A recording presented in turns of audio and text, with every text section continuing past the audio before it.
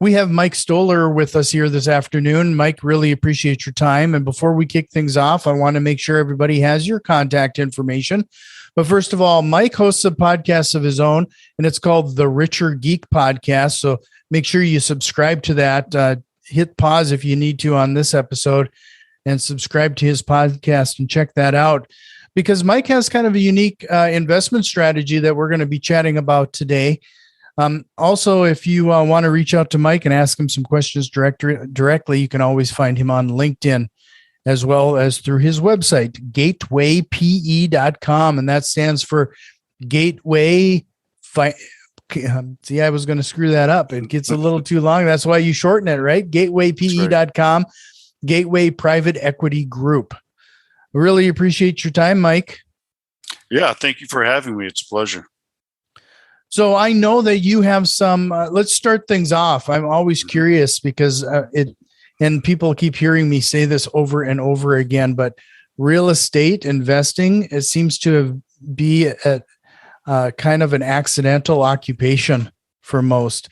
How did you go from being a naval pilot to real estate investing? Well, I was in the, what I did is, way back when, I think everyone and a lot of your listeners read the Robert Kiyosaki's book. Oh yeah, Rich Dad Poor Dad. Rich Dad Poor Dad. Yeah, it's kind of like one of the Bibles of real estate, and that got our attention. And so I tried it. It was this was back in the late '90s, pre-internet. It was before computers almost.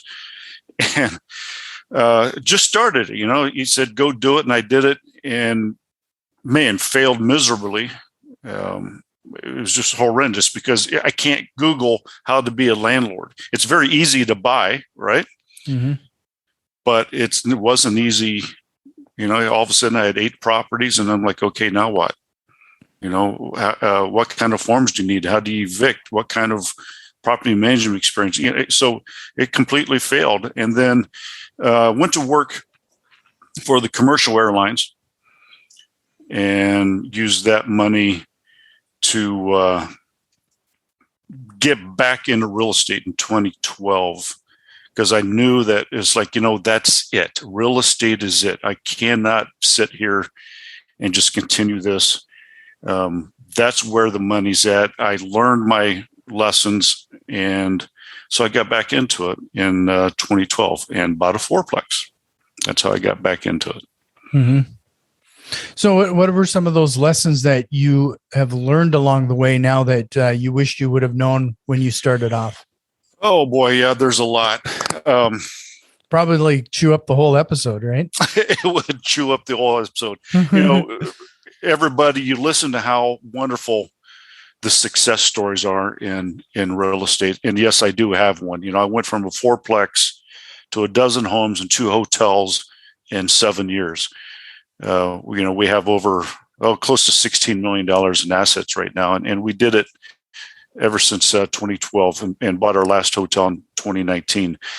But man, there's a lot of pain. There's a lot of things that I wish I had. Number one is get a mentor. Everyone needs, don't do it on your own. Don't trust Reddit. Don't trust, all these other things.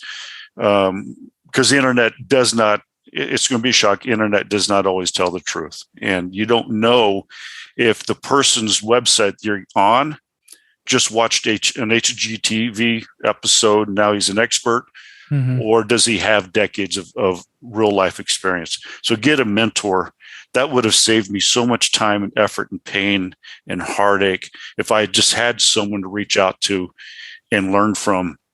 Number 2 is set up your entities. Never put anything in your own name. Set up, get a good CPA, get a good attorney that knows how to do these. Don't go on the website and download operating agreements, things like that. Just do it the right way. Put everything in LLC. And the reason why you do that is the liability. Tenants will and can, and it just, stuff happens. You want to be able to protect yourself. What you don't want to do is lose your entire net worth over one rental that someone, slipped over a crack or did something like that. You get sued. And then because it's in your own name, they can go after your entire net worth, all of your assets. Protect yourself, put it into LLCs. Yeah, no, that's great advice. Have you even found that it's even worthwhile to have an LLC for each property? Yeah, that's a great question. In the beginning, the way I set it up is, your own risk. You know how much you want to risk each individual house. Now, what I do is, because I have investors, I'll maybe bunch a couple of homes into one LLC. Because here's what happens is, once you get into a dozen homes or 20 homes or 30 homes, plus 2 hotels, plus all this sort of stuff, and you have an LLC for every single one of those, you're going to be spending $15,000 plus in CPA just fees, because each one of those would have to have a tax return. So the way that you should do it, and I'm not a CPA, blah blah blah. There's disclaimers. Insert disclaimer here. Disclaimer here. But the way that we do it is, if you're starting out, you have less than 5, go ahead and put them in individual LLCs, and you'll know your risk levels. But then I put each one of those, they're owned by its own holding company. So each one of those LLCs is a pass through into a holding company. So that's how I get by with just doing one tax return. Mm-hmm. Is they all kind of funnel up into the same holding company. So I have all these pass-throughs, but still, my God, just, the level of headache having 100 different LLCs if you have 100 different homes. So what I do is, if I have one investor and we have 3 or 4 homes, we'll put that into one LLC. But yes, when you're starting out, individual LLCs, that's great. Sure. Well, one of the things that you brought up, and this is where we're kind of jump into this a little bit, is you said you went from fourplex up to hotels. Mm-hmm. Tell me a little bit about investing in hotels, and how has that been working? Yeah. Well, the big difference is hotels it's like running a business. Okay. It is a business that happens to have land, real estate that it sits on top of. The biggest difference between, I'm sure a lot of your listeners may be involved in multifamilies or fourplexes and things like mm-hmm. that. The big difference is I get to change my rent every day. Okay, instead of a 12-month lease or a 6-month lease. So when the summer, when the winter, it's like, I can go from $60 a night up to $150, $200 a night, depending on if a concert comes in, $250 a night. Plus,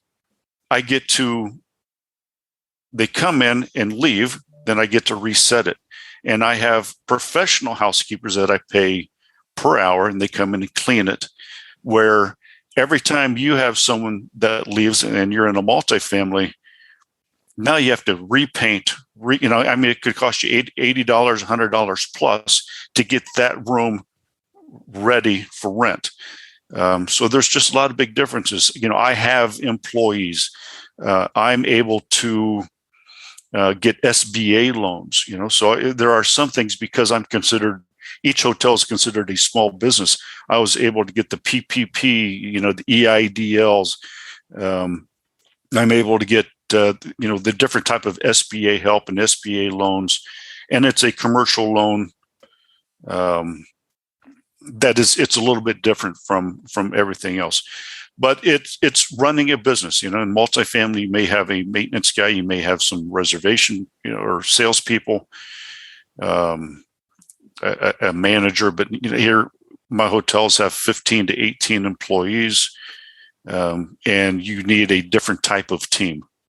Mm-hmm. So it's a little more involved, but I love it because it's to me, the rate of returns, the cap rates, if you want to call it that, is to me a lot better than multifamily, because we can gross a lot more. If you look at a $5 million hotel, $5 million multifamily, the hotel will always beat it as far as gross revenue. So do you have these hotels across the country, or how many do you have right now? Mm-hmm. Right now we have 2. Within our operating group, we have one that is out in Georgia, but it burnt down. No. That's another thing. But our operations guys handling that. But they're flagged hotels. So I do like what we mean by flagged hotels is it is a franchise. And that's another thing that's a little bit different from multifamily. We're under the Radisson brand name, the Choice Hotels, Quality Inns. Mm-hmm. And it's nice because now I don't have to market. I don't have to put in. I just pay a fee and I get all the advertising I want. Right. Plus loyalty, with cards and, loyalty rewards and things like that. So how do you pretty much manage this with those teams on site then? Do you give them the authority to make those rate changes and negotiate? A lot of familiarity for us is that, I have a daughter in hockey, so we frequent hotels quite a bit, and then they block out rooms. And so there's got to be some negotiation going on there. So do you let your local staff handle all that? Yeah. That's another great question. As far as groups like that, we have, I give them so much leeway and so much discount because they know that if this is our rack rate, then we can discount it 20%, or we can, discount it a certain amount. And then it just depends on what they want. Free breakfast, free, and then we kind of put it into a package. But yes, the general manager of each hotel can book that, and then we just give them kind of the how much of a discount that we allow them to give.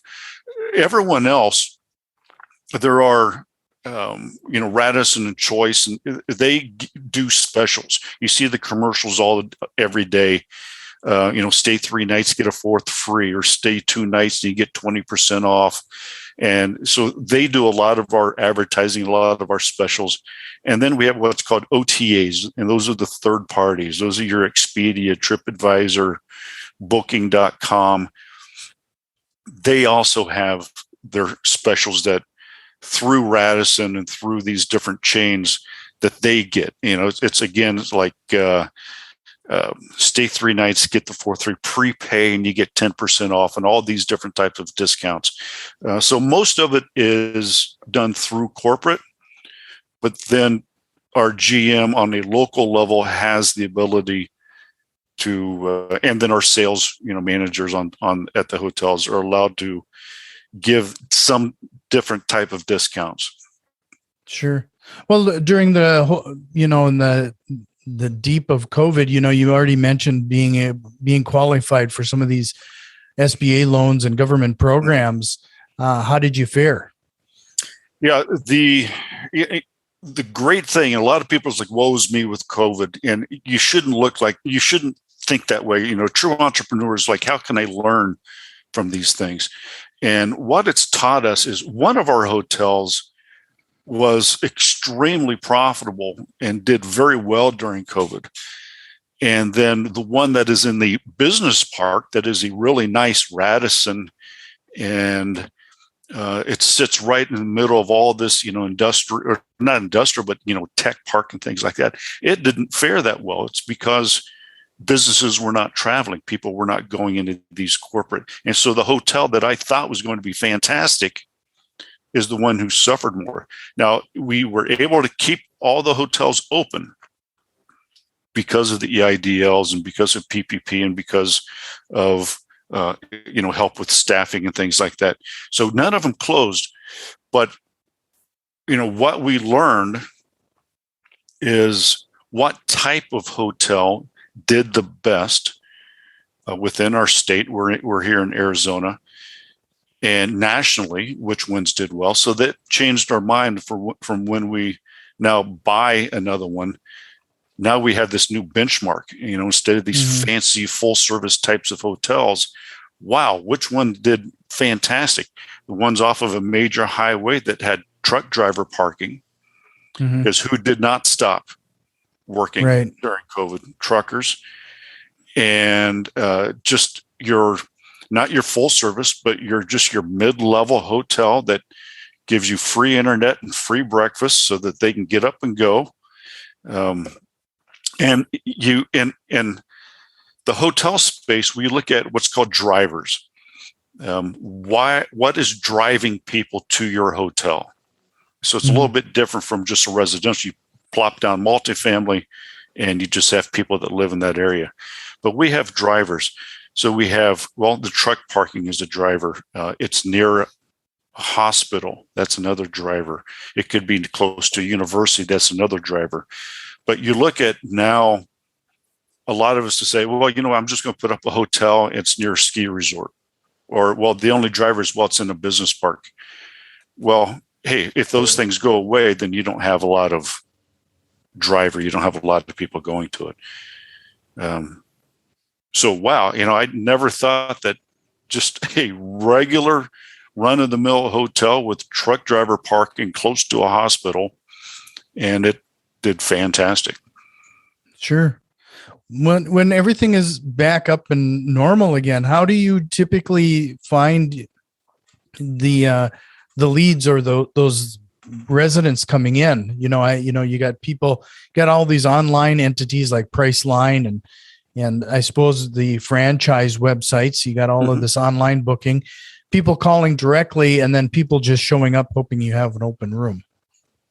Yeah, we do you get a lot of walk-ins, especially now during COVID. What's really interesting is our forecast, our 30-day forecast has always been low during, the last year and a half, because a lot of people are doing their walk-ins. They're just sitting there. It's like, last minute travel. Everyone is maybe traveling by car now instead of flying. So you get people that are like, oh man, I'm tired. I don't want to get into Phoenix. Let me Google real quick, the person that's not driving, find a hotel. So we get that. We're always looking at what's going on in the city and then reaching out and making sure, what kind of concerts are there, some race cars, what kind of events are coming in. And then we kind of market to those type of events and try to get on. We started marketing. What really, really helped us is when California locked down and they even stopped outdoor activities. I mean, they completely locked down. So we had a lot of the travel teams come into Arizona to play, for instance, softball or volleyball. And it was crazy. We had two teams that their schools were 4 miles apart in San Diego. They traveled all the way to Arizona, stayed in the same hotel just to play each other. And, so it's interesting. Yeah. And so, we benefit on that. So what you do is you reach out to those organizations. So it's kind of different from, with the multifamily, because it's more of picking out why are people coming in, or we look at future revenue as far as, what's coming in and how can we find ways of getting future revenue. And then some of the others are, like, is there a construction coming in? Is there, we're just kind of always looking, we're part of the chamber. We're always looking at getting emails and reaching out to the community and finding out is someone building a new factory, someone building, and we might be able to get some of those people staying with us. Sure.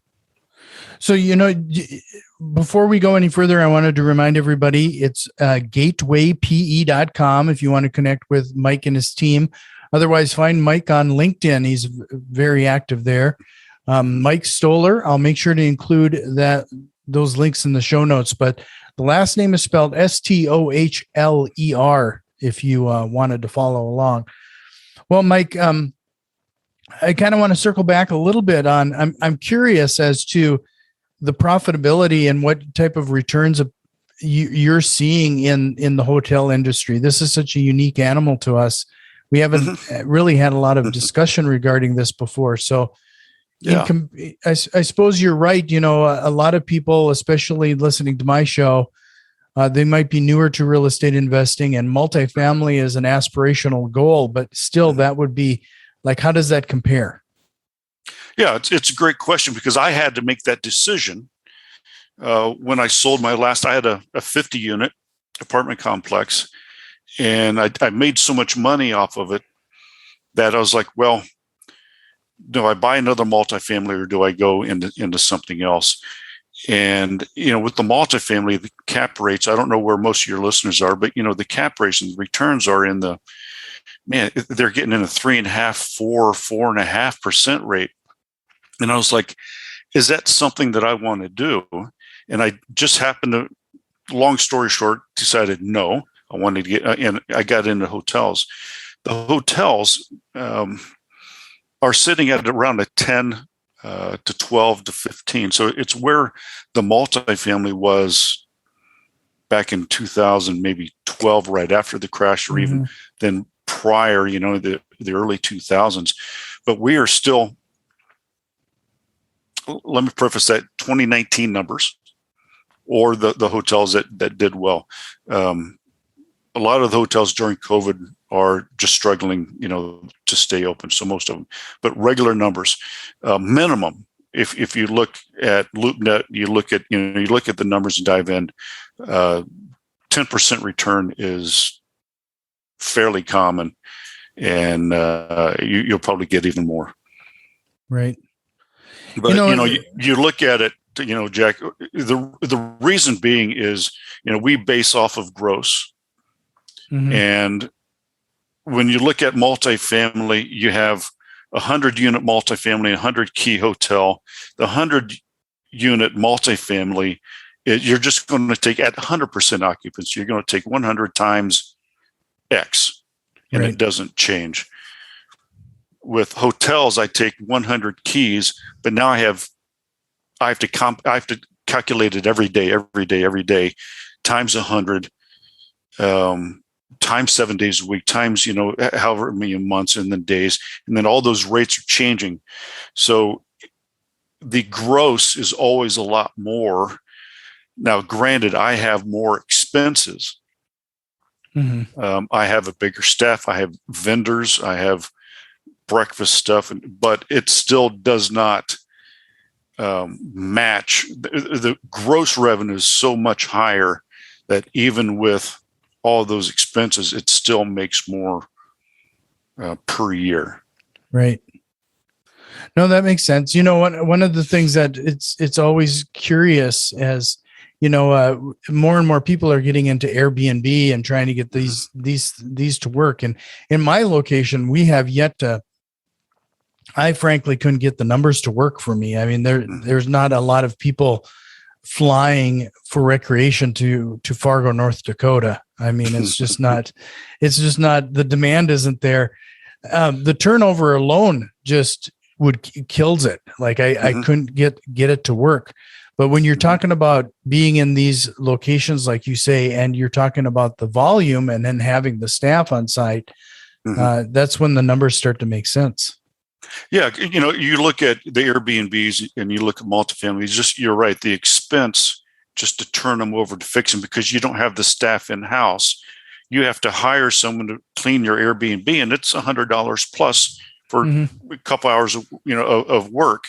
Where for $12.50 an hour, I have experts that can go in and within 15 minutes or 20 minutes go in and just and it's ready.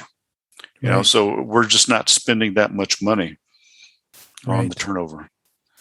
Well, based on everything you've told me here too now, it sounds like not only are you relying on those teams that are on site and you're kind of managing this remotely, I would imagine you're also making some pretty heavy use of virtual assistants. How is that going for you? Yeah, that was, I think, the game changer for me, because here, all of your listeners, when they get in the single family or the multifamily, at some point, you're going to be working in your business too much instead of on your business. And at some point, you're going to sit there and say, I need help. But in the back of your mind and say, well, help's going to cost me money. Mm-hmm. I can do it on my own. And then what happens is you don't grow.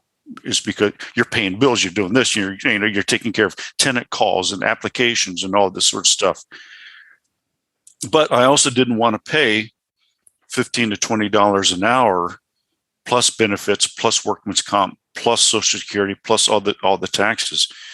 So what I did is I saw the need and I started a company, and I got the contacts and their virtual assistants. And I looked at, the Philippines, and, that's where the standard ones come. But I was like, man, the only time I can talk to them is if I get up at 2 a.m., Mm-hmm. and you don't have a dedicated VA. So what I did is I created a company, and these VAs are from Mexico. So the time difference is maybe the same. Most of them are on Central Standard or Mountain Standard Time, and they're college educated. And I pay $7 an hour for a college educated person that works 40 hours a week or whatever. And man, do they want to work. I mean, it's just like, and they love to learn because it's resume work. They do all my show notes. They do all of I don't do anything with my podcast anymore. With my single family homes, they process the applications. They take all of the maintenance calls. They call the maintenance. They do everything.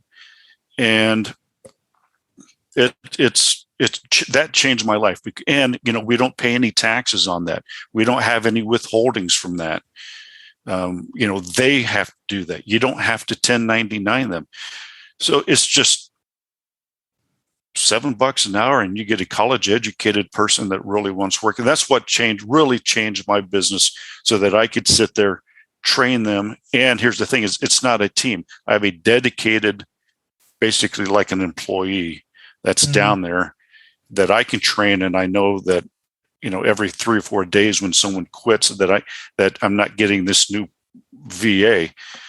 That has allowed me to sit there and say, okay, now I can concentrate. What's my next goal? What's my next thing that I want to work on? They input the bills for all my hotels. I mean, I don't do any of that stuff. And it's just that has saved me so much money, rather than hiring people from the United States that don't want to work, or they want $20 an hour just to input bills. So how long have you found that they stick with you? It sounds like you mentioned that this is a resume Mm-hmm. builder for them. That would typically mean that they are using you for the next best thing. So how long do they typically sit? I've had VAs now for 3 years.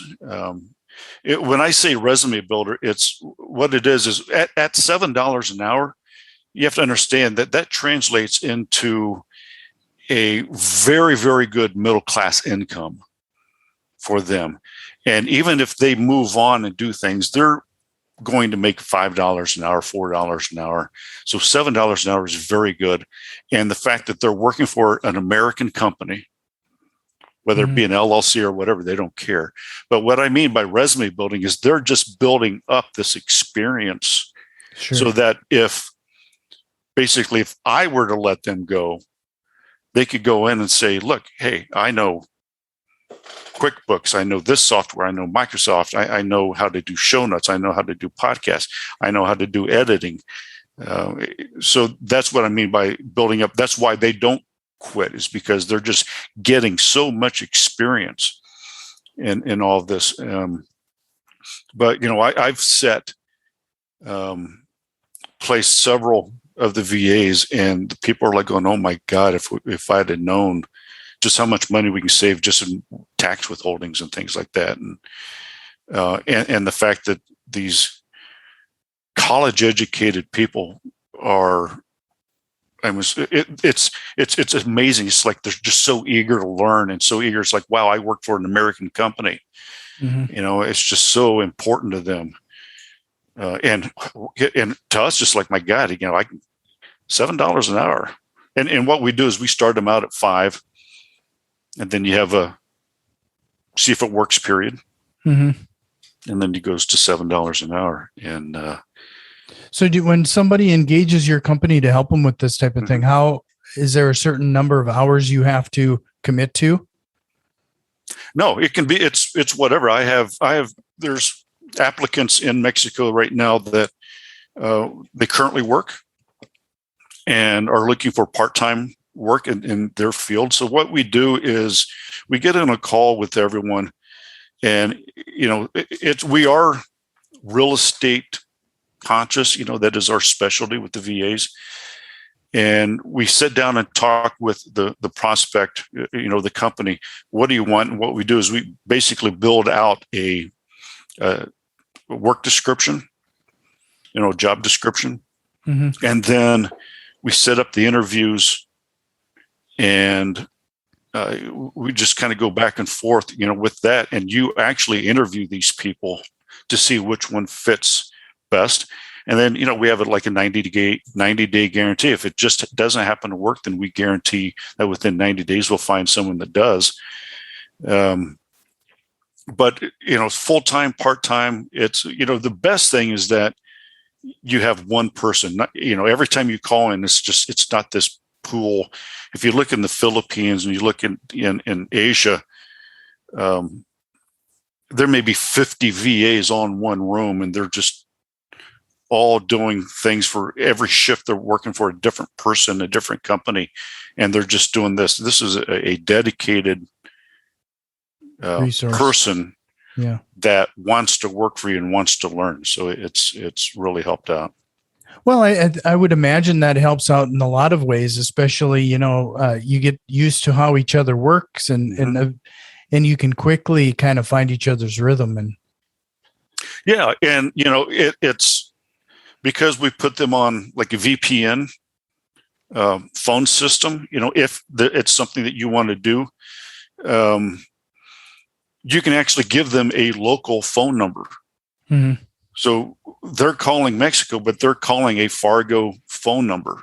Sure. And these people have such great English accents, that it really works out. So it works out, and they're just so eager to learn. It's just like, they're like going, thank you so much. They're so appreciative that they have a good paying job, and they want to please you so much, that I just love it. We give our VAs, Christmas breaks, Christmas bonuses, and because it's like, to them, it's so big, but I'll give them a week pay at Christmas, $7 an hour. It's like, but to them, it's like, oh my God, there's that's our entire Christmas. So I love it because I'm helping both sides. Right. Yeah, no, that's really interesting. We could spend a whole episode just talking about that entrepreneurial spirit that you obviously have, and starting all this venture up. But one more time, I just wanted to remind everybody, head over to gatewaype.com. Look for Mike Stohler on LinkedIn. This has been a really interesting conversation. I appreciate you bearing with me as we jumped from hotel investing to virtual assistants, but really interesting in learning how you run your business. Yeah. But before I let you go, is there a question you wished I would have asked you here tonight? Boy, you hit on a lot of things. It's just, if you're starting out, let me reiterate, get a mentor, get a team, figure out what you want to do. But number one is don't get into this analysis paralysis. There's a sign that's above my desk right now, and it's been there for 20 some years. The sign says, build a life that you don't need a vacation from.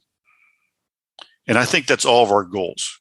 Get out of the 9-to-5 grind, get out of whatever, and sit there and say, wow, I can do my real estate from an RV. I can do it wherever I want in the entire world because I've built up that team.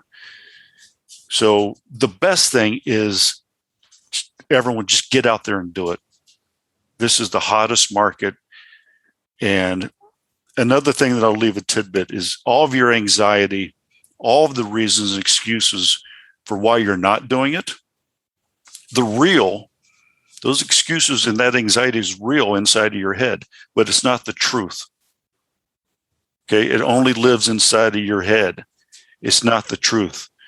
So don't let the excuses stop you from this. And real estate is just a fantastic life. It's been very, very good for me. Yeah. So one more time, I was going to ask you if they were interested in the virtual assistants, would they also find that information at gatewaype.com, or is that a different place? Gatewaype.com, and then you'll see a tab on the very top that says VA. And then you go in and there's a little chat box or an email box if you're interested.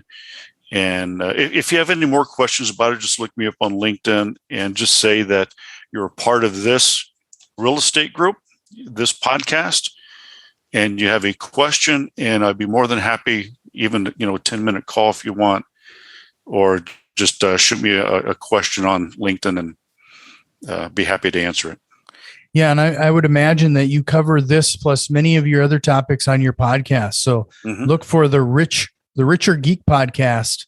Subscribe to that here right now, and do us both a favor and get that done. So really appreciate your time. This was a great conversation, and I hope you would consider coming back again sometime. Absolutely. Thank you, sir.